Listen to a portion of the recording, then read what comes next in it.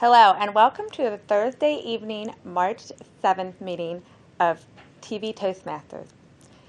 TV Toastmasters meets on the first Thursday of the month at 6 p.m.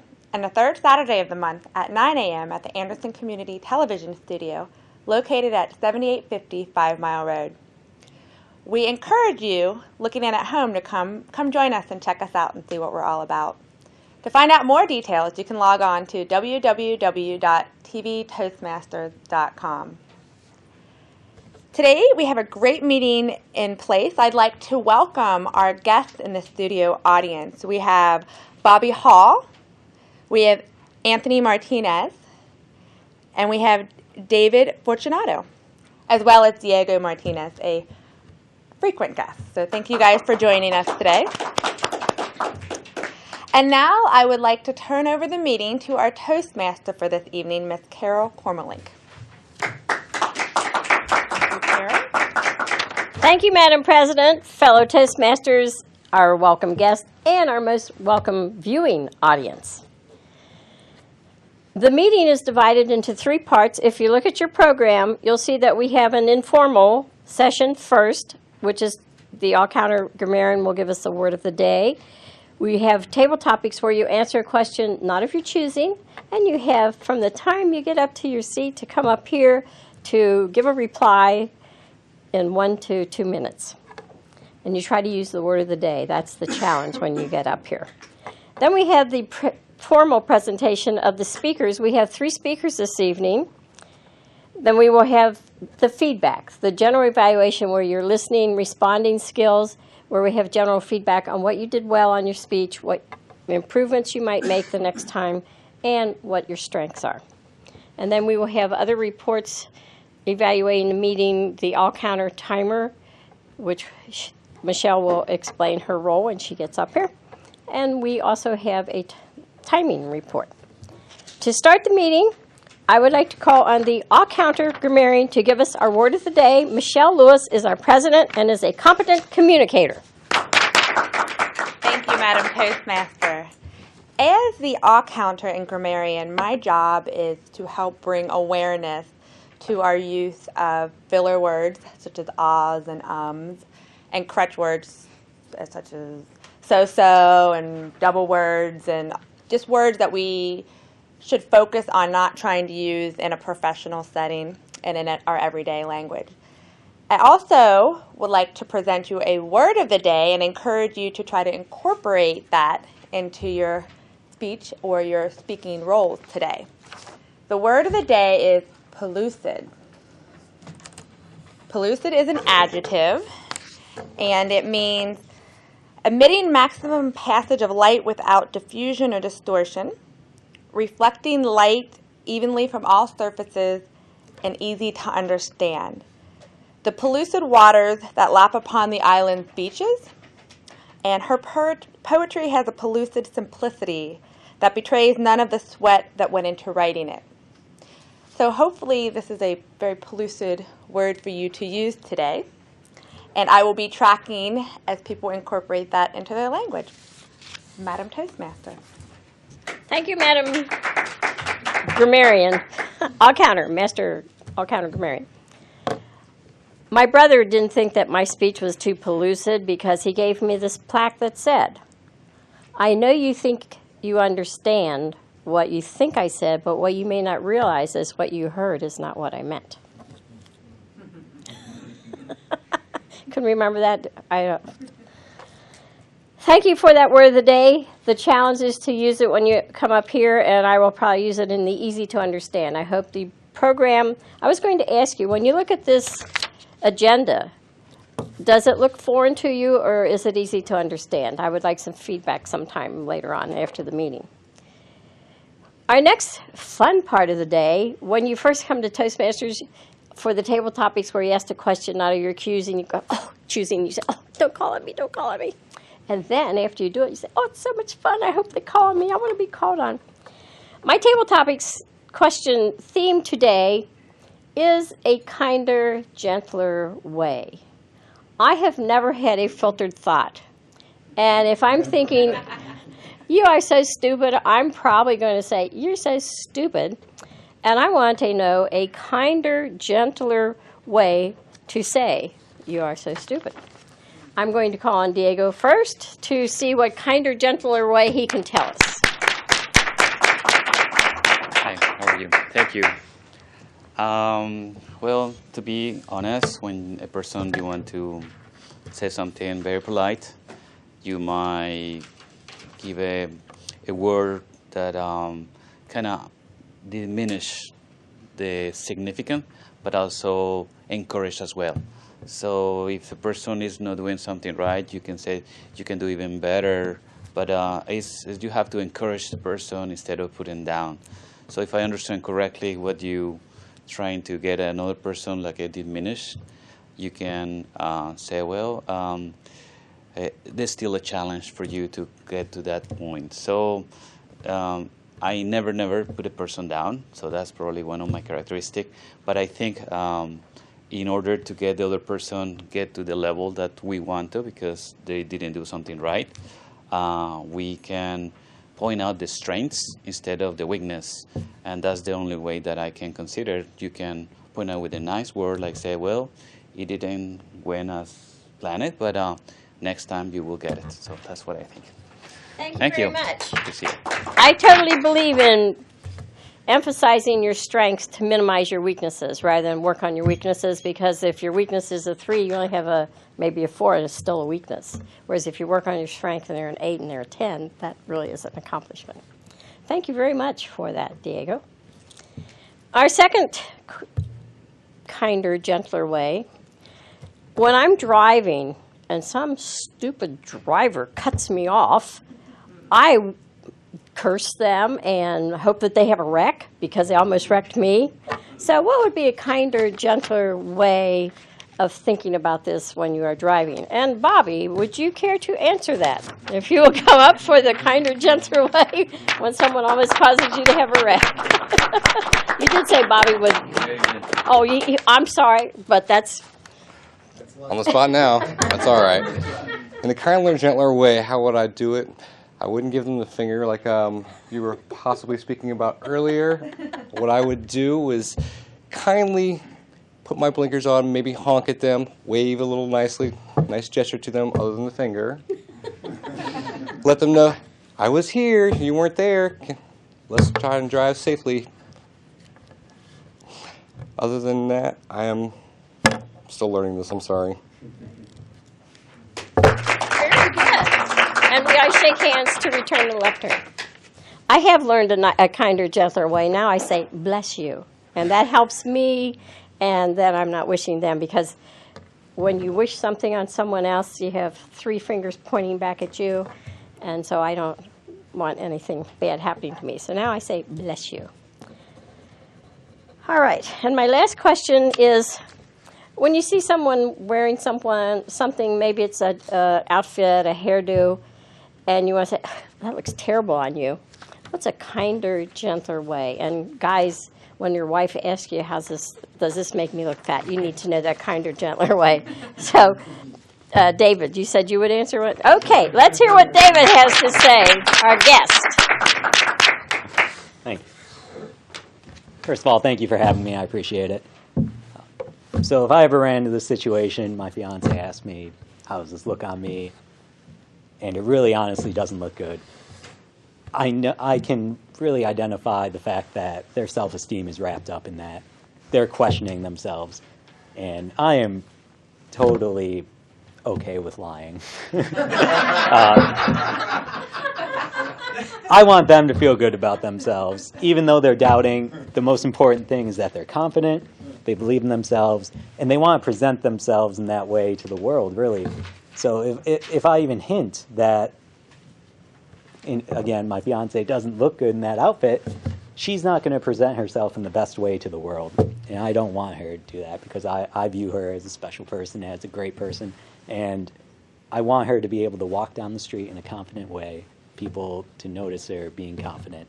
And so I just feel that it's better not to insult them, not to possibly humiliate them, and just tell them they look great and they really, you like them in that outfit and you're happy that they're happy.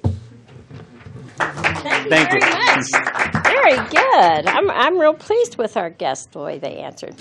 I did learn a better way to say when someone has a stupid statement, says, and you say stupid, that you may be right. I haven't agreed with them, I haven't disagreed with them, and I've stopped an argument.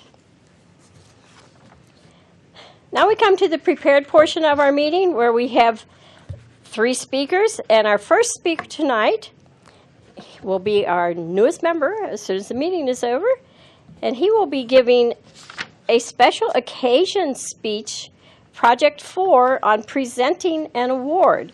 And it is his, and I didn't have a title for your speech, so I entitled it Leadership Excellence. If you have a different topic when you come up, that's fine. I'd like to welcome Anthony Martinez doing Project 4 special giving an award. Anthony. Thank you.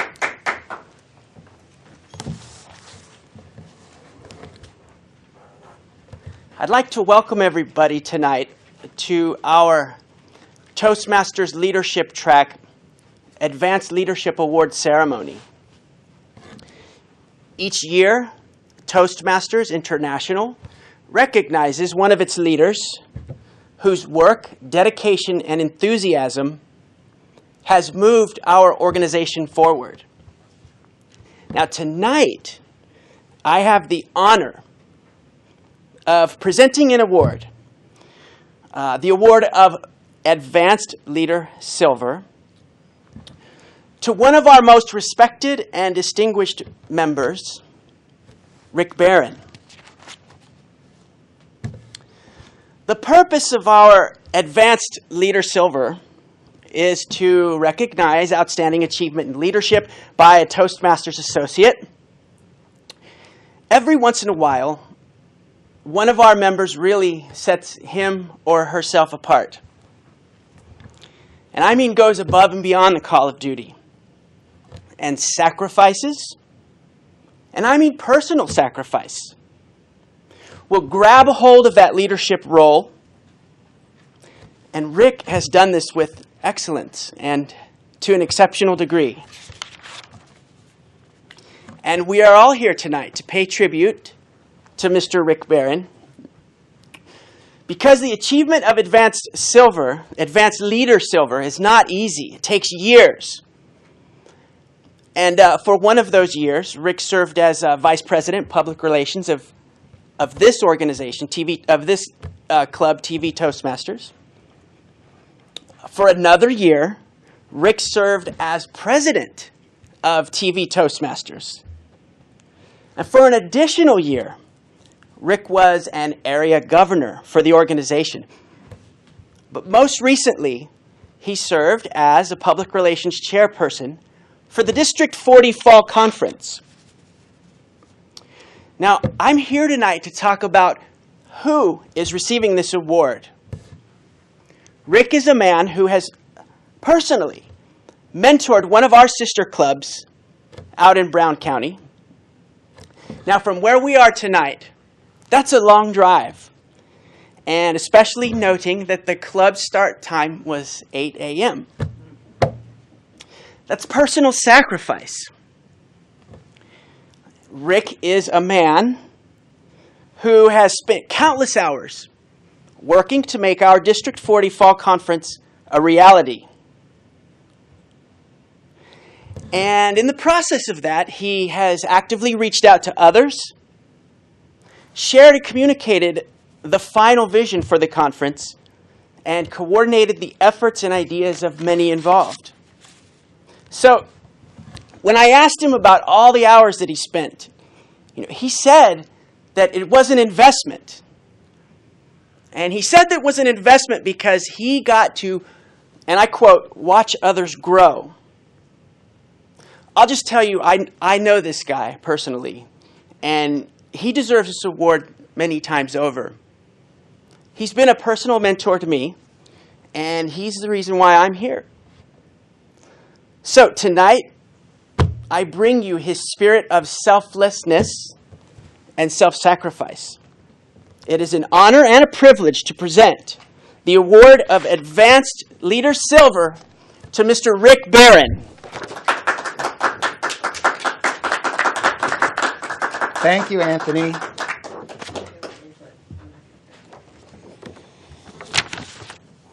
I appreciate, Anthony, you coming here this evening and taking the time on your very first visit to Toastmasters to help me by presenting this award. Thank you very much. That's very gracious of you. Toastmasters offers its members and its visitors an opportunity to improve their leadership and their communication skills. I've learned through my time in Toastmasters that they are the opposite sides of the same coin. Communication skills allow me to open doors to leadership opportunities that may have never existed in the past, while accepting leadership roles gives me the opportunity to do new and different forms of communication, different sides of the same coin. When I came to Toastmasters, I was here to focus exclusively on the communication skills. And it's through the help, guidance, support, and sometimes nudging, nurturing, or maybe a little tap from one of our members here that I've really had an opportunity to grow as a leader. And that's Ms. Carol Kormelink. Thank you, Carol, so much for recognizing in me something early on that I was trying to cover up and hide. It was Carol who first suggested that I fill that role of Vice President of Public Relations. And it was also Carol who suggested that I take over for her as area governor and help her get up at dark 30 to mentor that club out in Brown County. So, in many respects, I owe a lot of what I've been able to achieve in Toastmasters to the guidance, encouragement, and selflessness of Carol Kormelink. It's important to understand that there are thousands, tens of thousands of Toastmasters meeting every week, not only across this country, but across the world. They all come together to either work on communication or leadership skills. And they do so in a friendly environment that's very pellucid. In addition, here at TV Toastmasters, we have another unique opportunity, and that is that which is afforded to us by the use of the Anderson Community Television Station and the benefit of watching ourselves grow on television. We get a chance to see exactly what we do and how we do it, which again is another way to escalate our growth as communicators and leaders. Toastmasters International has hundreds of thousands of members across the world. The slogan for Toastmasters is "Where leaders are made." Where leaders are made here in Toastmasters. I'm not sure whether they're made here or they're attracted here. But what I have come to realize is that they are here. Leaders are here.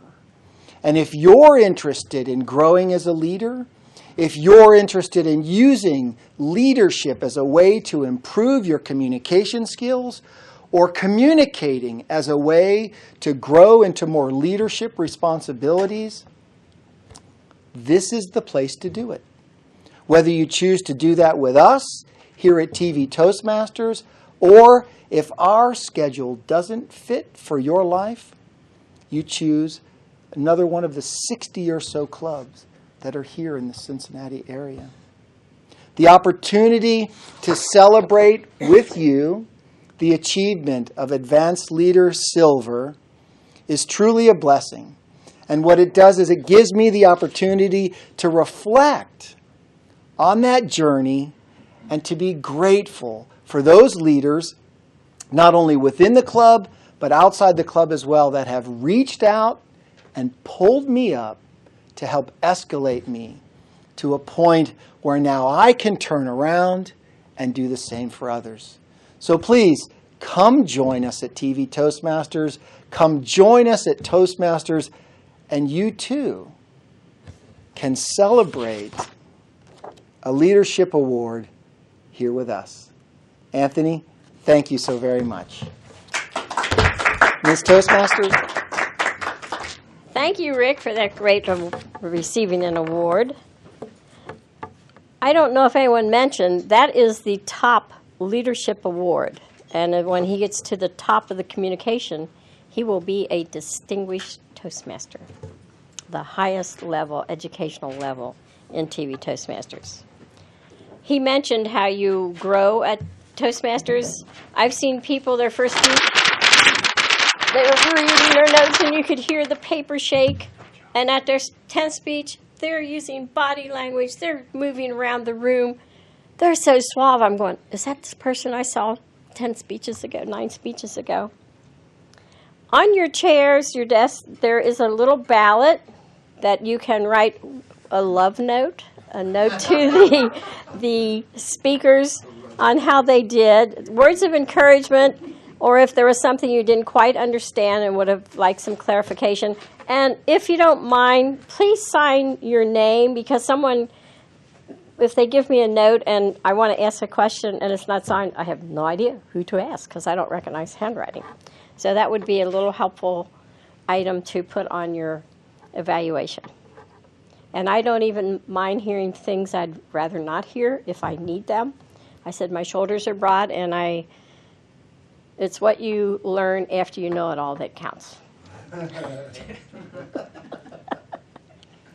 We are privileged. Rick has won both contests that we have. International has 4 contests a year. In the fall, we have the humorous speech and evaluation contest. In the spring, we have the international, and did I say it's humorous and table topics? And in the spring, the international speech contest and the evaluation contest. 4 contests, 3 stop at the district level.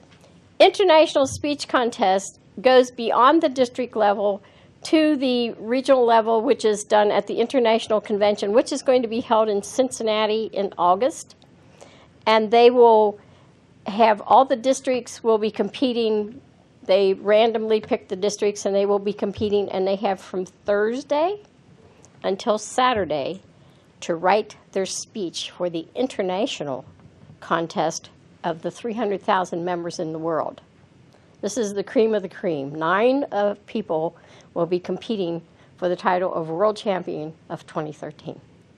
And the one who won last year was Ryan Avery, the youngest international contestant world champion we've ever had, and he will be our keynote speaker at the spring conference, at the district conference, international conference in Cincinnati next year.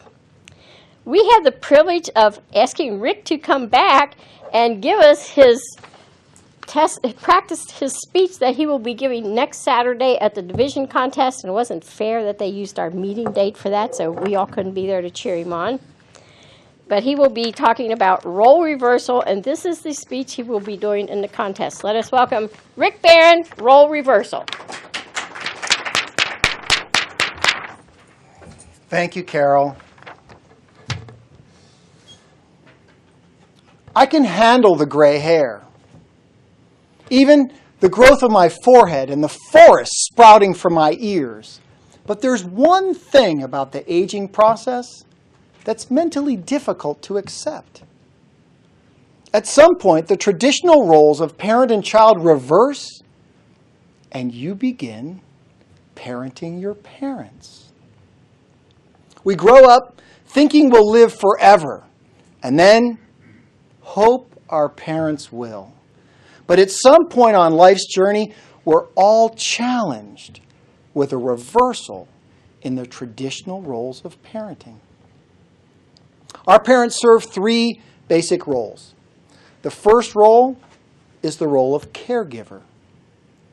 We're born completely dependent on the care of our parents, physically unable to survive without them. These roles reverse as our parents age. There was a period in my father's life when every time I saw him, he was laying in a hospital bed or ICU. I didn't physically provide his care, but I was responsible for overseeing it during my shift. I sat in a dark room while he slept, serving as sergeant-at-arms for the doctors and nurses providing his care, reacting to every sound or movement he made during the night. I spent so much time sitting in those bedside chairs, I was convinced they were designed by the nursing staff to inflict a very sharp pain right here to keep you from spending the night. The second role that our parents fill is that of entertainer. When my granddaughter was young, she was fond of saying, "Pop, I'm bored." For those of you that don't speak toddler, that translates to, "Pop, entertain me." In April 2011, my father called me in South Carolina while I was driving from Florida to Cincinnati. After the usual pleasantries, he asked me to drive to Palm Springs, California and pick him up. I'm bored. And then drive him across country to see the sights. Entertain me. In June, we drove 2,254 miles together through California and Nevada. We toured Alcatraz, explored a gold mine, visited a ghost town, experienced the beauty of Yosemite and Sequoia National Parks, and relaxed in Las Vegas. I was blessed on that trip to have an opportunity to rediscover my first best friend. The third role that our parents fill is the role of mentor. They shape and guide our development and decisions for decades. They're our first trusted advisor and the smartest people we know during our youth. Then they catch some age-related disease, and by the time we're in our teens, they're the dumbest people on the planet. Their intelligence starts to increase while we're in our 20s, but then somehow we surpass them once again as they come to us for life advice. Financial, relationship, spiritual, we covered them all on our trip. The man who skillfully provided and cared for a family of 5 was now unable to make what seemed like very simple decisions. I accepted the opportunity to mentor my father through some very stormy waters, exploring a new and different phase of our relationship. One I discovered was characterized by mutual trust, admiration, and love. I returned to California in October to help my dad settle into a place of his own. On the first full day of my visit, he fell and was admitted to the hospital. The depth and breadth of our relationship continued to grow as he struggled with the most difficult decision of his life: undergo open heart surgery for a second time to reclaim his health and his life, or continue living in a broken down shell waiting to die. I encouraged him to demand more from life and accept the opportunity that had been given to him. After 7.5 hours of surgery, 1 new and 2 repaired heart valves, I sat in that bedside chair holding his hand. The next day, we traded places. He sat in my chair and I sat on the bed. The following day, he was doing laps in the ICU, sharing his life plans with the nurses. And the following morning, the nursing staff was making plans to take him to a room. I used the commotion as cover to go to the car and get something and return to find him dead. No explanation, just excuses. It was over that fast. I learned to enjoy the new relationship that I had with my father, but discovered our roles hadn't reversed at all. Dad was continuing in his role as parent, allowing me to practice a skill that I had not learned: compassion. I only thought that our relationship had moved into new territory, blurring the boundaries between father and son. I see now that he was coaching me through life's most difficult lesson: how to let go. Thank you, Dad. Class dismissed.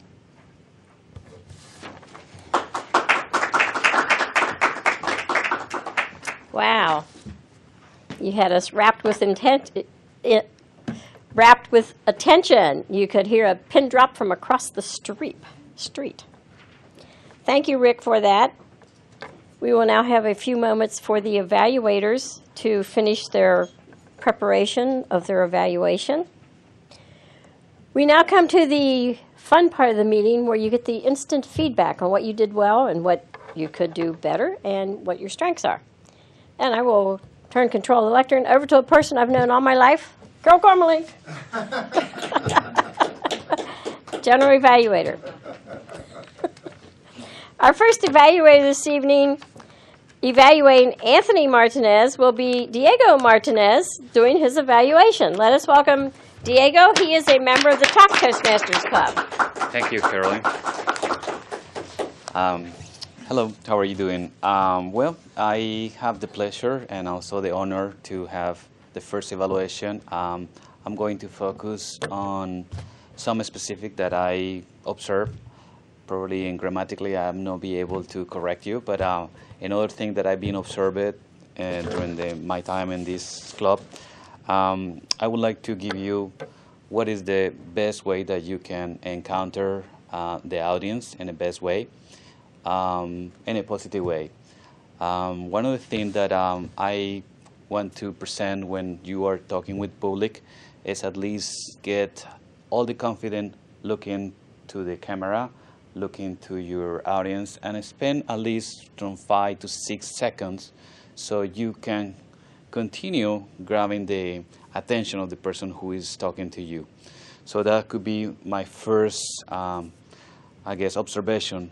When we are probably nervous, we start pointing out from one side to another side, and what happens is we keep interrupting the message. So it's like a hearing kind of noisy when you're pumping the eyes. But if you continue, not stare out too much, but just keep the attention that you are talking directly from my heart to your heart, it will give you a more precise way to translate the message. I noticed also there was areas that your hands were very nervous reading the speech, and sometimes, I don't know if it was by purpose, I didn't read your speech, but there was a sentence that you said again and again, so like it twice. I don't know if it was by nervous or was part of the speech, so that I don't know. But in terms of following the flow of presenting an audience, a person who was winning, you did an excellent job. It was encouraging for you, and also present your mentor. It was more grateful that provide like some kind of benefits what you're doing and how inspirational for you was. So that's part that I think was very well addressed, even though you were nervous. Other thing that I see is the enthusiastic that you put in your words makes so much clear that you were in a way to perform better because you have that mentor. So, and then when you are presenting him, was something, even though you were reading pretty much all the time, was coming from your heart. So that was something that I observed. The topic, obviously, it was self-explanatory because you were going to present the winner here, or the award. So we know what is coming. Probably what I suggest next time is do not read too much. Just get too much from your heart, because people will trust you more when you are talking to them directly to the eyes than even coming from the speech. So coming kind of impersonal. So that's basically the thing that I would like to encourage you to get better. And obviously there is always room for improvement. Okay? Thank you. Thank you very much. I would like to remind, you did a fantastic job, Anthony. I would like to remind you of something that Cincinnati Financial, when I spoke to their trainer, he said they hire for attitude and train for aptitude. You've got the attitude, and we will train you to be all the things that Diego had mentioned. Our second evaluator for speech will be Dr. Peter Ruhlman. Let us welcome Dr. Ruhlman. Good evening, Madam Toastmaster, and welcome, fellow Toastmasters. It's a pleasure and an honor to evaluate Rick Barron this evening. I would start by saying Rick's presentation was absolutely pellucid. It was very easy to understand. And one of the definitions you'll notice is that a pellucid, the word pellucid refers to reflecting light from all surfaces. Rick managed this very well, especially with the top of his head, which gloriously reflected light throughout the room. Rick was here for the occasion of receiving his Advanced Leader Silver Award, and I'm in awe of this. I don't know if I'll ever get there, Rick, but what an honor for you and for us all to be present for this award. The manual asked me to evaluate a couple things: the effectiveness to which you express gratitude and your sincerity. I would say in both of these you excelled.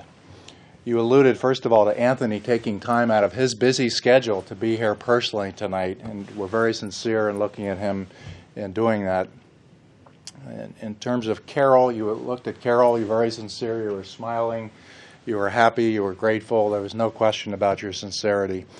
In general terms, great eye contact, a lot of enthusiasm, a lot of gestures. I really like the use of the coin to reflect the dual purpose, the dual focus of Toastmasters. We're here not only to learn to do it, but eventually to communicate to others.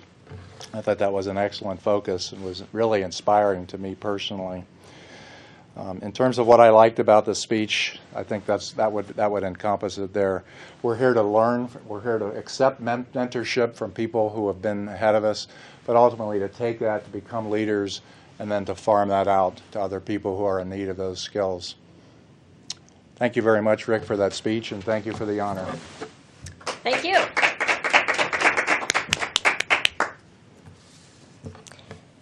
Our third evaluator will be changing hats. He's the director directing the program this evening, and then he will come and be Rick's evaluator. And Steve Ehrenholtz is a distinguished Toastmaster and will be giving Rick's evaluation. Thank you, Madam General Evaluator, fellow Toastmasters, our guests looking in from home.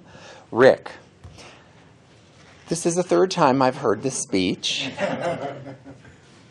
I just heard it Tuesday this week, and what I was asked to do was give you some feedback from the perspective of a judge for the contest. I wanted to touch the different points that a judge would be evaluating speakers on according to the form, but I don't have a form here, so I've had to rack my brain to remember what some of the different points are in evaluating contestants. One of the larger components that you're evaluated on is the speech construction, the topic as far as its applicability to the audience, and its broader applicability to a fairly large audience as far as experiences that people have had. I think your speech is very good as far as it being something a lot of people can relate to. Most everyone has parents. Whether they want to admit it or not, they do. There are a few who haven't had to deal with them, but that's something that I can't really speak to. I thought that your speech was constructed very well. You had 3 different phases that you covered. You gave a little story for each one to reinforce your point. One of the things that I wanted to suggest to you is that you use pauses, but I think there are a couple places in your speech where you could use your pauses a little bit longer. I know it feels like when you pause it is forever, but I think that a couple of times you could make your point more poignant if you have a longer pause. And I'm trying to see if I wrote down here specifically an example of it. Oh, I thought I did, but I'm not finding it right now in my chicken scratchings here. I think that one of the examples that's coming to my mind is when you talked about the beauty of the national parks. Just to make a pause there, I think that look at your speech, because you've gone through it a number of times. So one of the things that concerned me a bit was that you're getting really comfortable with the speech itself, but don't start rushing through it because you know it. Gestures you used very well. A lot of your gestures conveyed motion and direction, which went with your speech. It was consistent with your speech as far as the way you were gesturing and the direction of your speech. You have a couple of times where you're kind of pointing around at nothing in particular. And I would be careful about that because you don't need unnecessary gestures. One other thing that I had wanted to bring to your attention, which I noticed this time, having heard it the 3rd time, your title is Role Reversal, and I think you do a real good job of presenting that. At the end, you have your closing is also really good, thanking your dad. But one of the things that I'm wondering, and I didn't remember if you'd covered this at the beginning of the speech, is you say class dismissed. You had role reversal at the beginning, but I'm not sure that you ever really told us about that this is a instructional role reversal or something like that, the exchange between teacher and student. Because that would just tie together your conclusion with your title.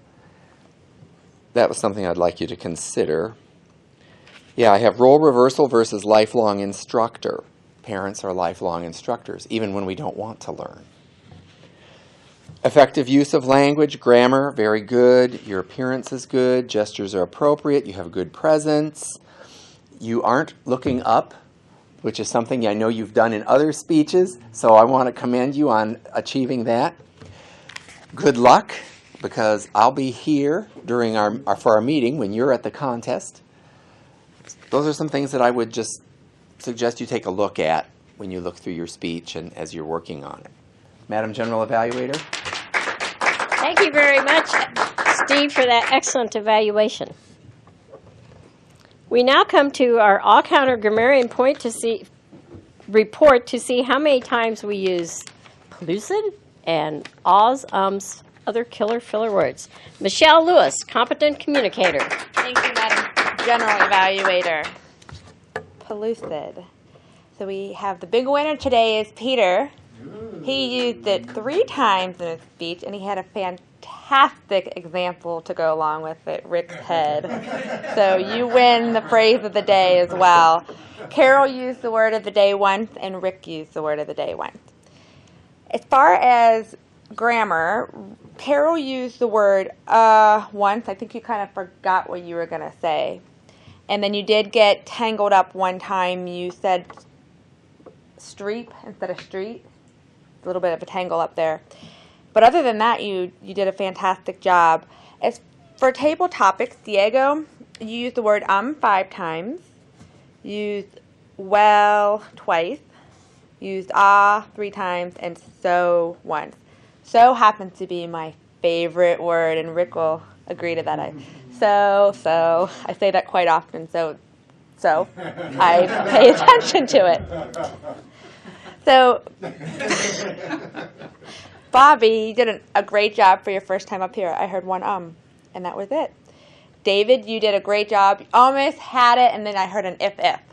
So you repeated one word, but no ahs, or other crutch words. For our speeches, Anthony, you did another fantastic job. Being your first time up here, I caught 2 uhs and a so. For Rick, on your first speech, the only thing I caught was you said the word prove and then you meant to say improve, so you said prove, improve. Real quickly you transitioned into that. And then your second speech, I was so engrossed in it, I didn't pick up any improper use of grammar. So fantastic job on that. As far as our evaluators, Diego, you used quite a number of ums, up in the plus 10 range. You had 5 ahs, and then you used the twice. So you use that as a repeat, the. Peter, you used 1 and that was it. And Steve gets the ribbon for no grammatical errors at all today. So, fantastic job. I just used the word so. I need to work on that. Thank you, Madam Toastmaster. Thank you for your great grammarian report. That shows you were listening. We now have the timer report, and Suzanne, if you will please come up and let us know how we did on our times. Suzanne Gaker, she is not who is listed there. She is ill, and we have Suzanne Gaker. If you look up in the list up there, you'll find her name. Thank you very much. Good evening. I'm pleased to share with you the results of the talks we heard this evening. Michelle Lewis began, and the word power was at 1 minute, 20 seconds. The table topics, Diego ran at 1.09 out of the allotted 1 to 3 minutes. Bobby at 0.31, brief but good speech. And David, 1.20. The scheduled speakers, Anthony, at 3 to 4 minutes, actually went 4.05.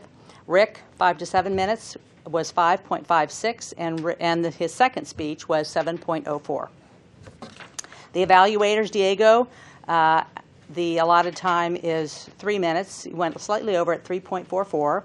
Peter, 1.54, and Steve, 4.39. Michelle Grammarian, was 2.26.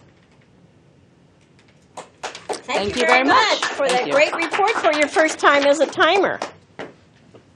One of the things I would like to mention, as the general evaluator, it's my privilege to also evaluate the meeting. We started just a few minutes late, but we caught up. I believe we're probably right on time now. We had very good evaluations this evening, excellent speeches.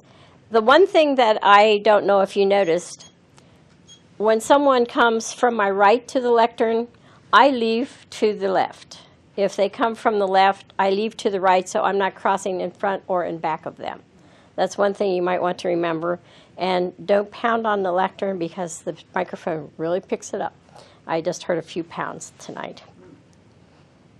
One of the things I was glad that Steve pointed out for Rick, when you said class dismissed, I didn't get the connect between that, but after Steve then mentioned some things, how your dad was actually teaching you, sort of like being in class. But I'm glad that he clarified that. Made it more pellucid. Diego, I thought you did a good job for being a new person and not really realizing how fantastic Anthony did as non-Toastmaster, speaking from an advanced manual, doing all the research. So that was one thing. Your evaluation, you told him what you thought. That was good. You might have mentioned how great it was that he did so well. And as always, you are very fantastic, Peter, with your evaluation, and fantastic that you don't have to say ums and ahs. I'm trying to teach Diego to think in silence and not think ah. He's learning. Usually he has 35 or 40, so he did well tonight. You did well. Very good. So you are impressed. See, I use so also.